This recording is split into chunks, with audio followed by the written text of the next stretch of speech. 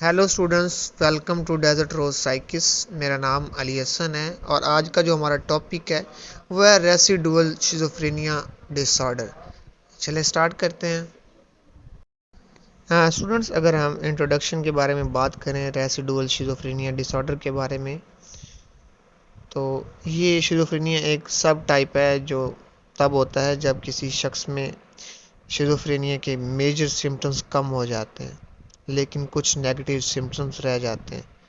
Schizophrenia एक severe mental disorder है जो थिंकिंग, फीलिंग और बिहेवियर पर असर अंदाज होता है। अब इसे डिटेल में समझते हैं। चलें, what is residual schizophrenia disorder या इसकी डेफिनेशन क्या है। तो रेसिडुअल शिज़ोफ्रेनिया एक सब टाइप है जो शिज़ोफ्रेनिया का इसमें मेजर सिम्टम जैसे कि हेलुसिनेशन, ऐसा देखना जो असल में नहीं होता, डिलीजन, गलत अकीदे जो ठीक नहीं होते, और डिसऑर्गेनाइज स्पीच, बातचीत में घरेलूपन या तो कम हो जाते हैं या बिल्कुल ख़त्म हो जाते हैं। लेकिन नेगेटिव सिम्टम्स जो हैं जैसे इमोशनल फ्लैटनेस, जज्बात का ना दिखाना, सोशल विड्रॉल, लोगों से कट जाना और लैक ऑफ मोटिवेशन, किसी काम में दिलचस्पी ना लेना, ये रह जाते हैं। अब फॉर एग्ज़ाम्पल एक शख्स जिसको पहले हेलुसिनेशन और डिल्यूजन होती थी लेकिन अब ये सिम्टम्स ख़त्म हो गए हैं, अब वो शख्स इमोशनल फ्लैटनेस का शिकार है। वो ना खुशी देखता है ना गम, और लोगों से मिलना जुलना पसंद नहीं करता।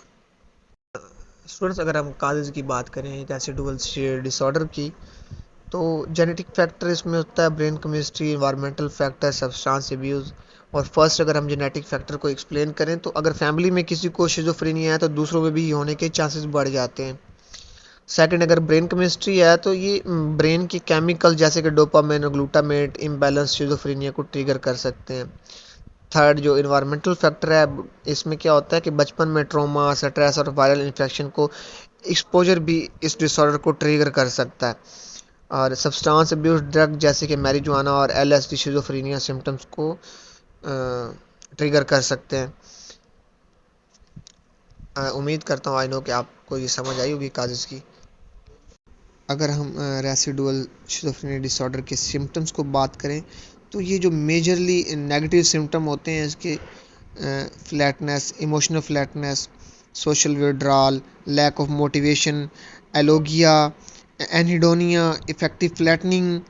तो अगर हम फर्स्ट बात करें इमोशनल फ्लैटनेस, तो इसमें क्या होता है कि जो ये होता है रेसिडुअल शिज़ोफ्रेनिया का पेशेंट जो होता है, इस शख्स में अपने जज्बात नहीं, ये अपने जज्बात नहीं दिखाता, ना खुशी ना गम, सब कुछ एक जैसे लगता है।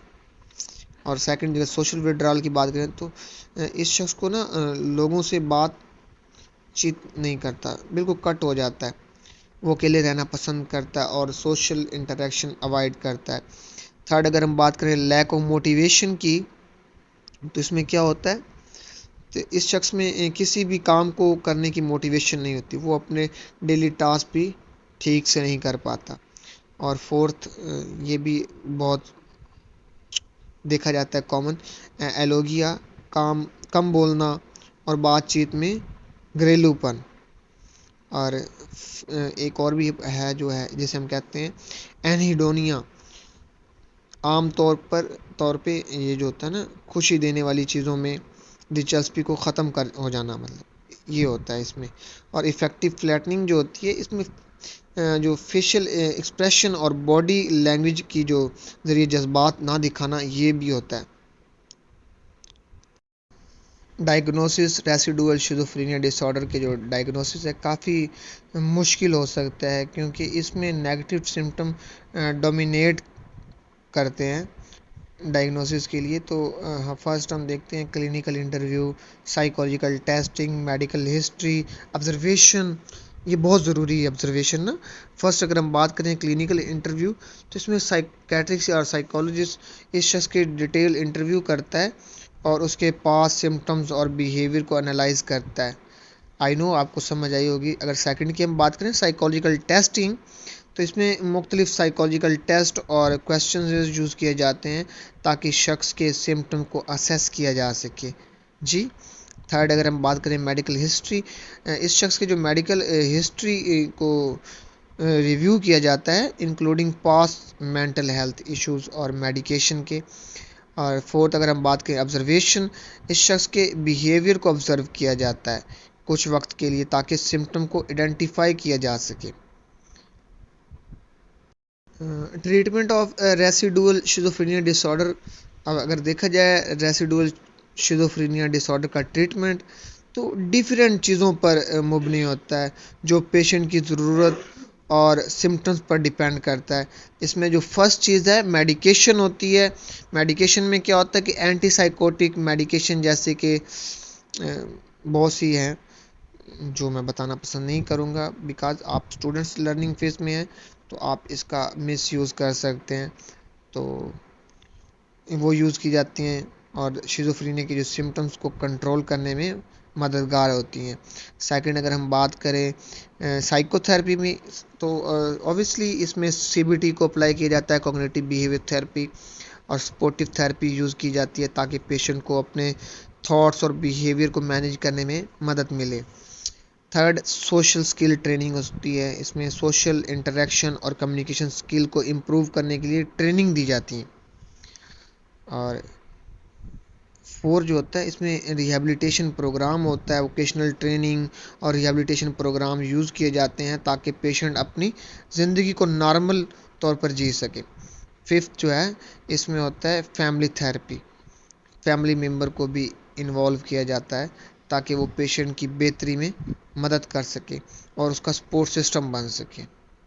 जी स्टूडेंट्स, लास्ट इंपॉर्टेंट बात है, इसको याद रखिएगा कि रेसिडुअल शिज़ोफ्रेनिया डिसऑर्डर को डिफाइन करते वक्त इसकी क्लियर बाउंड्री ये है कि इसमें major positive symptoms hallucination delusion कम हो जाते हैं या ख़त्म हो जाते हैं, लेकिन जो नेगेटिव सिम्टम है इमोशनल फ्लैटनेस हो गया, social withdrawal, lack of motivation रह जाते हैं।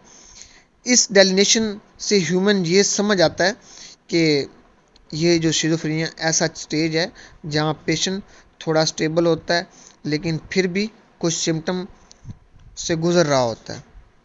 उम्मीद करता हूँ आज का जो टॉपिक है आपको समझ आया होगा। अगर आपको वीडियो अच्छी लगी तो चैनल को सब्सक्राइब करें, बेल आइकन को दबाना मत भूलें, वीडियो को लाइक करें, कमेंट करें अगर आप कुछ पूछना चाहते हैं। Thank you.